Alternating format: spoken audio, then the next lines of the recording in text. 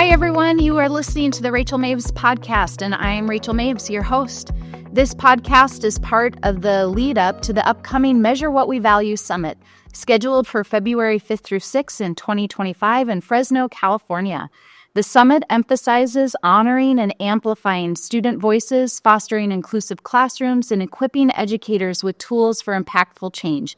You can find more information at parsecsummit.com. Today, we are talking to Pepper Miller. Pepper is a distinguished market researcher, author, and speaker with over 25 years of experience helping Fortune 500 companies and nonprofits understand and engage Black American consumers. As the founder of the Hunter Miller Group, she has collaborated with organizations such as AARP, CNN, and Procter & Gamble to develop culturally relevant marketing strategies. She is the acclaimed author of 3 influential books on Black consumer insights: What's Black About It?, Black Still Matters in Marketing, and Let Me Explain Black Again. Pepper Miller has been a respected contributor to platforms such as Forbes, Advertising Age, The Medium, and LinkedIn, where she shares her expertise on cultural insights and effective marketing strategies. She is also a founding blogger for Advertising Age's Big Tent Multicultural blog and has been featured in media outlets like Black Enterprise and MBA magazine. Pepper, thank you for joining me today. It is such a pleasure. Thank you for having me. I really appreciate it. And I'm so excited for this conversation because usually I live just in the education space, and you're bringing like such a different story and lens as we jump into marketing and consumerism. Yes, and that's my flip side. I'm excited because I'm typically in the marketing space with cars and healthcare and financial services, and it's so nice to be focused on in this education space. I talk about it a little bit in my book, a lot in my book about the importance of how education system is broken and what we need to do to fix it. So I'm really delighted and humbled, in this world of dismantling DEI, for you guys to have a conference and to have me here talking about sharing Black insights. It is so important. So thank you for that opportunity, and thank you for this podcast. Oh, Really, it's been crazy and humbling. Oh, thank you. Well, we're excited. And we're going to start out talking about what we always do on the podcast, and what we highlight and elevate at the summit is really the story side. So I'd love for you just to share a little bit about your journey, how you got to the place that you did. Yes. What your story is. Okay, thank you. So there were, 4 pivotal points, I would think, that led me here. First, I was born and raised in Chicago, but when I was 7, we moved to the segregated South. My father was a trained classical pianist, and he got offered a professorship at a historically Black college, Albany State College. It's Albany State University now. So our family moved to the South, and it was culture shock, to say the least. The good thing is the Black people lived together. But what I saw as a little child were these signs all over, whites only, coloreds not allowed. And what helped was the unity that we had in our community. But a defining moment was when the lieutenant governor was on the national news, saying to his constituents, using the N-word to reassure them that he was not going to let Black students into the state university. And that was a moment for me, and it left this indelible mark on my heart. And every time I tell that story, I could still feel that pain. But that pain was important. The second thing that happened was a pivotal moment, was working at J. Walter Thompson, an advertising agency. At the time, it was the second largest ad agency in Chicago. Leo Burnett was number 1.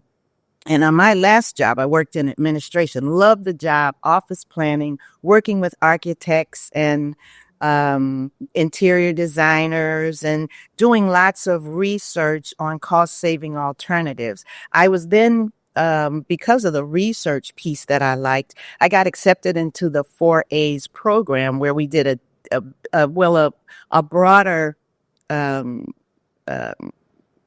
we had responsibilities for coming up with a ad campaign for a particular product. It was Lipton coffee bags at the time.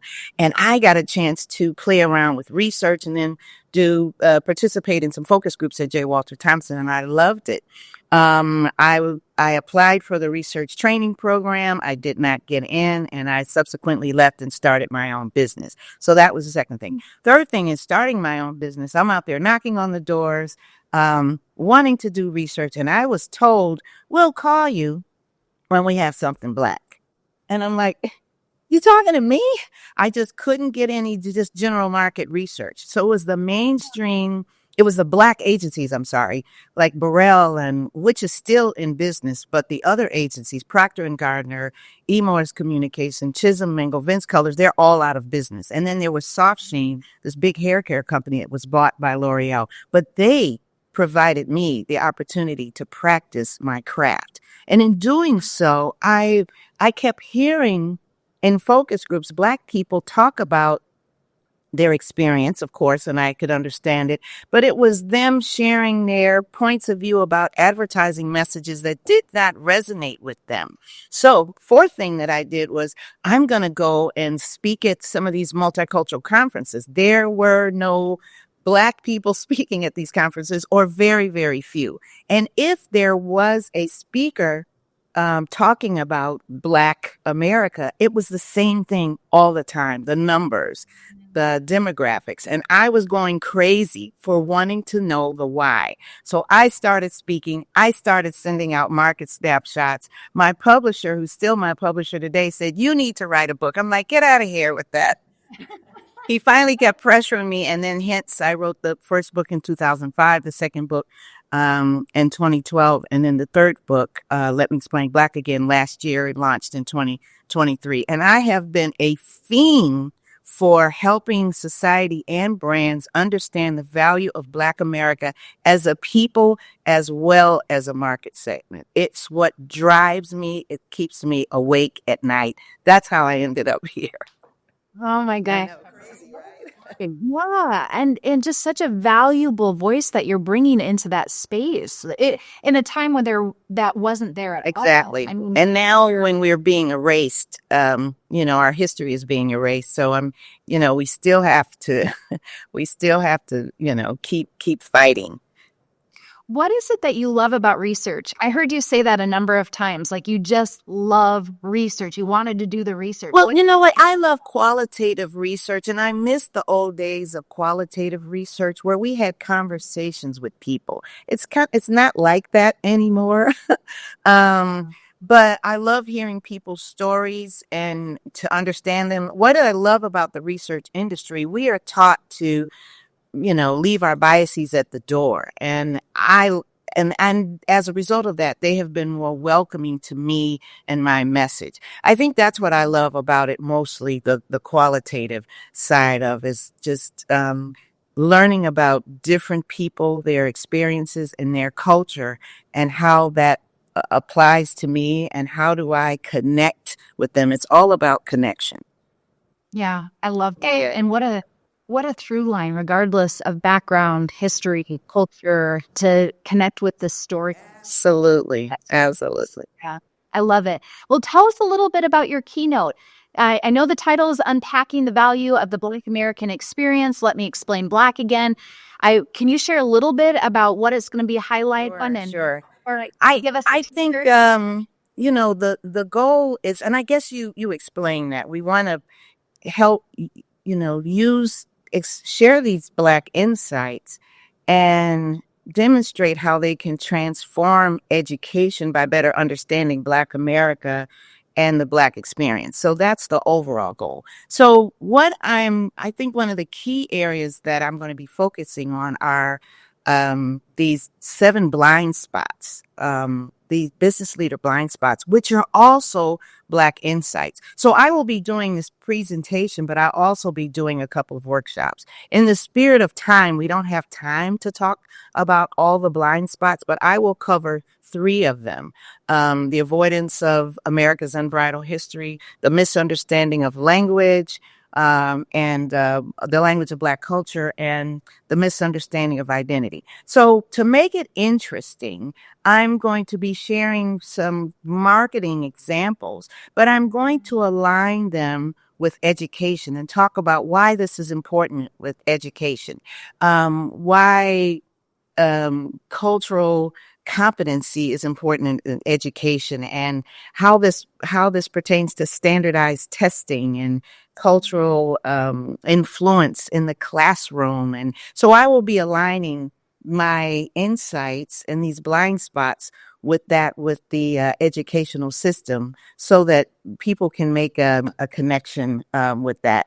And then at the end, I'll talk about how to drive success by using Black insights to reach a broader target. It's really a growth strategy. What I say all the time is, when you get it right with Black people, you get it right with mainstream.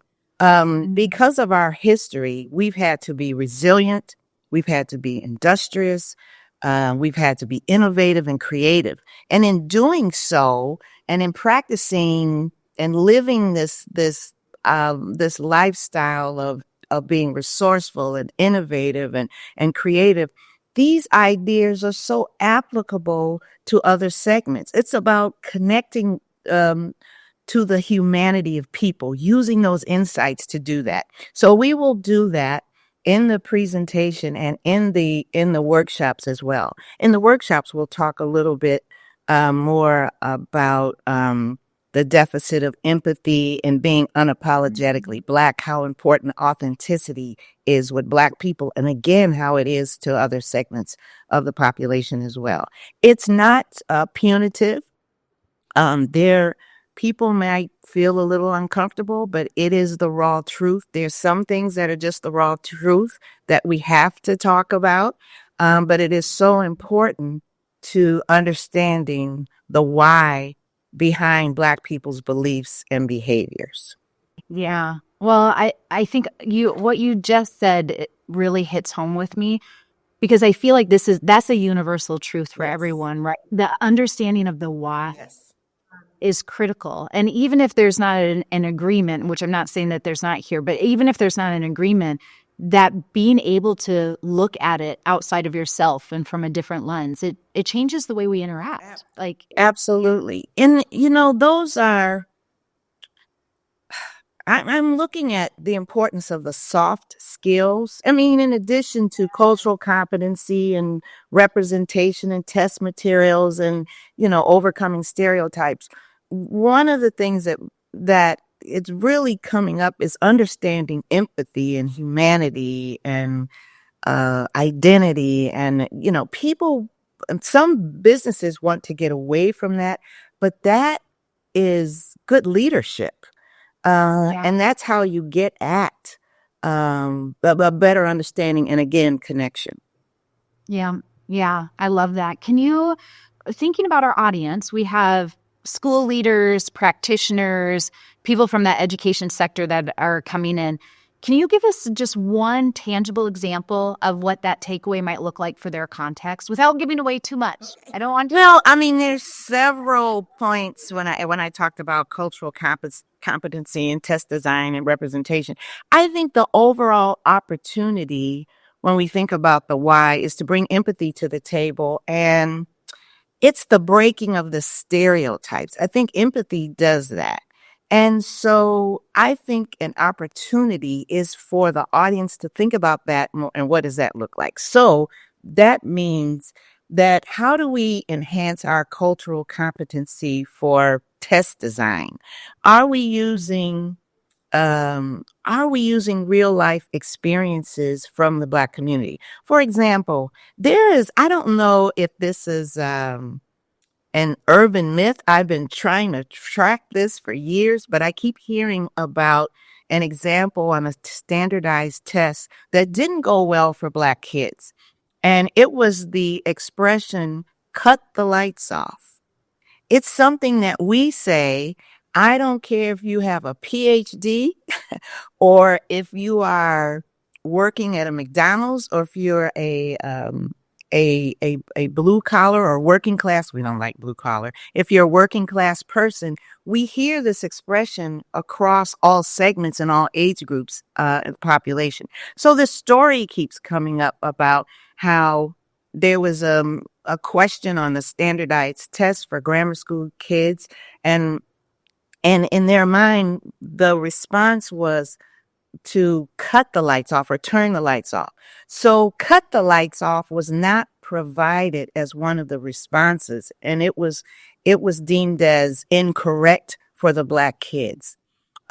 So that's one of the, when we think about cultural competency and understanding language in context and how we need to bring those types of ideas for standardized tests and testing and assessment in general, having conversations and collaborative conversations with students and teachers.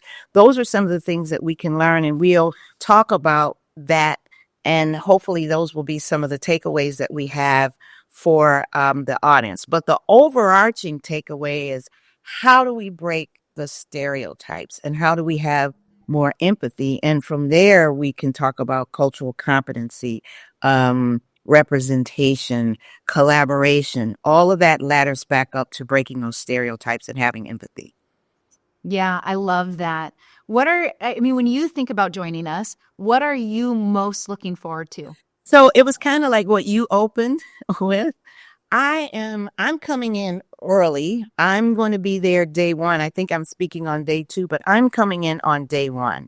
I can't wait to interact with some of the practitioners and some of the administrators. Again, my world has been marketing and packaged goods. And one of my desires is to move from not totally leaving, but moving more from corporate to community, particularly after this DEI debacle. And it's not about just getting work. It's about having a voice in the community a bit more. So I'm so grateful to be a part of this so that I can interact and hear these stories from these practitioners and these teachers. So I'm going to be attending those sessions so that I can learn and I can grow my knowledge and use these ideas as an application for market research. Yeah, I love that. And I love that, like we've said before, this lens that you're bringing into our community in just a very different way. I think the more diverse perspectives that we have engaging with education and the conversation of education is just so vital to help us realize what's working and what's not working for our students. So because we know there are things that aren't working and that we need to start to shift and rethink. And yeah, so having you there will be great. You did mention, before I get to our last question, you did mention that in one of your books, you talk a little bit about education. Do you see some intersection in what you were looking at within your book and what we're talking about today and then what we have coming up at the summit? It's probably what the reason is for this conference. One of the blind spots is the fact that we're not post-racial. No, Virginia, we're not post-racial. And the reason why we're not post-racial is because Black, brown, and poor people are still more likely to navigate broken systems: education, housing, finance, healthcare, and the justice system, and religion. I didn't get into religion from that aspect. So I talk about how the education system is broken and how it has impacted Black people. And I think that's one of the reasons why we're having the conference. And one of the things that I learned too, and my mother was a teacher, my ex-husband and my sister-in-laws, they're still my sister-in-laws, they were teachers and they were wonderful teachers. But this whole notion of teacher blaming for the broken system was really important and intrigued me. And I talked about that in the book. And that's one of the barriers, I think, to successful education. And I talk about that in my presentation. But I think what Parsec is doing is the reason, it's a reason why we're focusing on the broken education system. So nothing terribly new there, but just in alignment with what your purpose is and what Parsek's purpose is and goals are. Yeah, absolutely. I mean, there's such a piece in education of we can have all the data in the world, but if we're not getting to and asking and slowing down and spending the time to ask the stories, ask the experience. That's right. We keep putting changes into place that actually don't lead to improved outcomes for kids. Exactly. So what does that mean to bring in that voice and story into the conversation, into the dialogue? So you hit it right on the head of what we're hoping to foster and having you be able to amplify as well in the keynote that you're going to be bringing. So I'm looking forward to it. So as we wrap up, I'd love to give you the final word for our listeners. Any sage advice, thoughts to ponder you would like to leave us with? As we navigate this divisive climate and the dismantling of DEI, I think now more than ever, because it makes me crazy how these companies have dismantled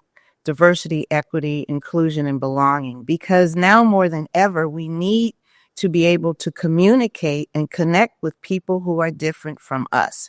And so I think one of the most important things is that we need to seek first to understand.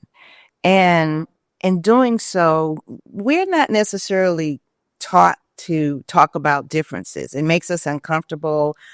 People say it's rude, but different does not mean deficient. Understanding differences provides an opportunity.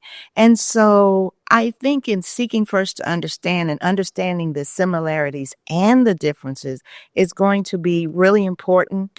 And to not be afraid, I think, of things that are different, and to keep or continue to have these courageous conversations. What you're doing, oh my God, what you're doing is having and inviting people to have courageous conversations. And so we need to continue to do that. And also what you're doing and Parsec is doing is being an ally for the cause. So just a few things, to leave people with. And I'll be talking about that as I close out my presentation as well. Different does not mean deficient.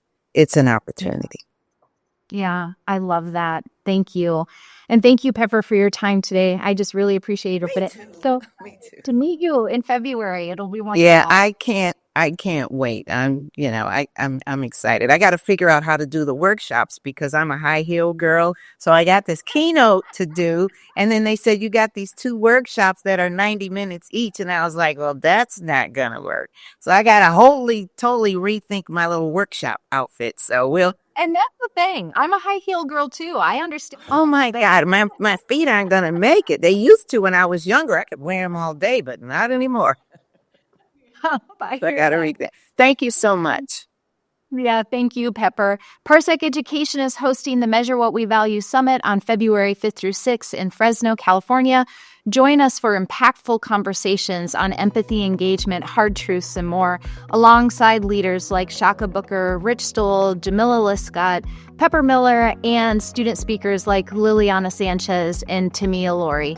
Tickets are limited, so make sure to secure your spot today. Get your tickets at parsecsummit.com.